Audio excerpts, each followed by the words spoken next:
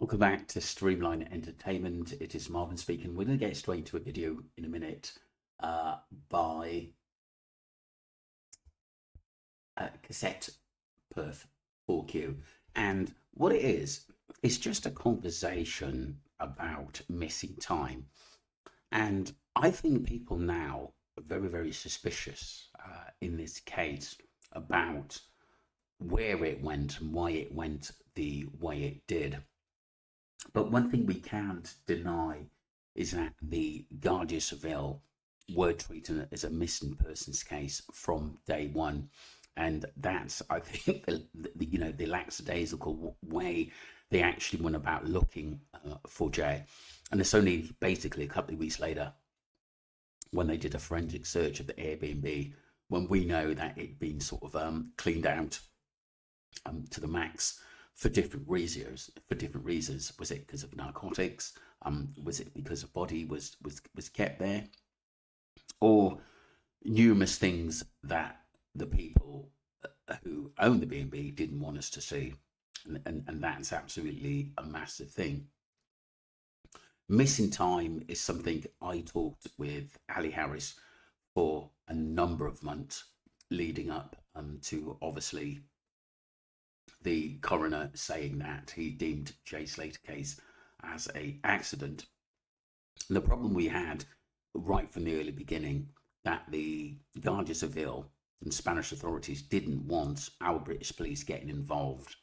They really, really didn't, even though our British police were allowed to sort of check, people's statements and phones and stuff like that. It wasn't really in our jurisdiction to actually follow this case up and sort of interview people and stuff like that, because like I said, this happened abroad.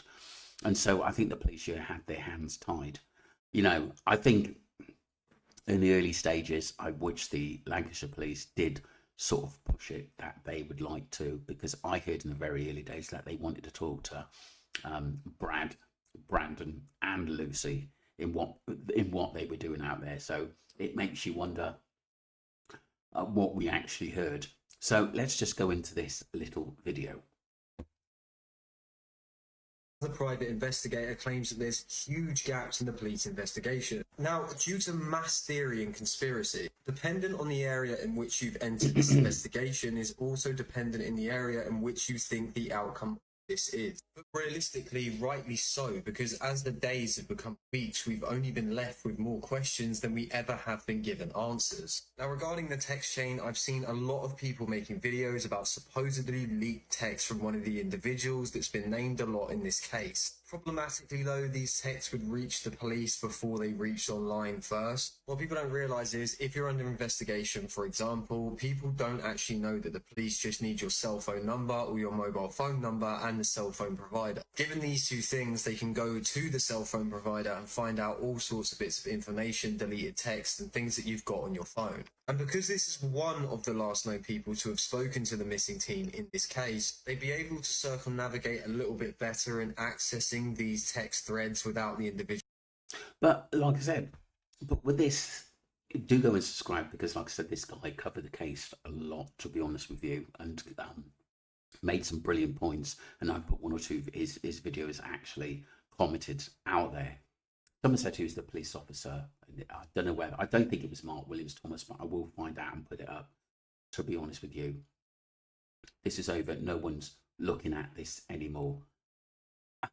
I don't know, I think they are. I think do you know what it is? Even though these people involved in Jay's death have got away with it, I think a lot of people are still basically out to see what they do next, to be honest with you, because they can't get away with what they've done. Becky said, who cares? You can change it. The joys of Interpol. Jay Slater's investigation is going to just disappear like the Madeleine McCann cases. We will never know the truth.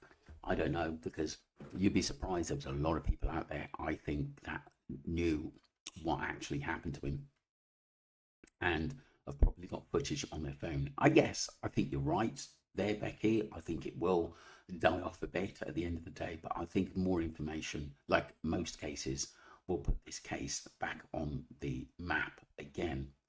And like I said, I do think it needs time to. I'll never say die off because, like I said, I've always wanted justice for Jay Slater, but I think something will be said by someone who has information, who was probably afraid in the early parts because of threats to put things out there.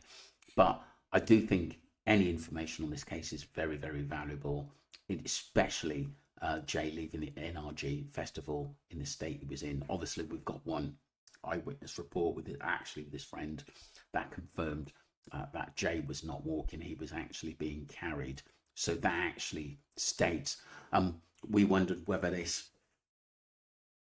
these drugs that we talked about just the other day, who who Devil's Breath can basically manipulate you into doing things you don't want to do, which is very, very strange, and make you feel lethargic and also controlled.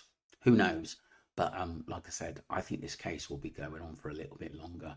And like I said, I do think that there are people out there with evidence, and missing time is one of the massive downfalls in this case, and it might come back to haunt those, even though basically all the investigations are said to be done. You never know what may come back up in the future due to other people's evidence. Let me know what you think, people. Don't forget to subscribe to Streamline Entertainment and support the channel. Thank you.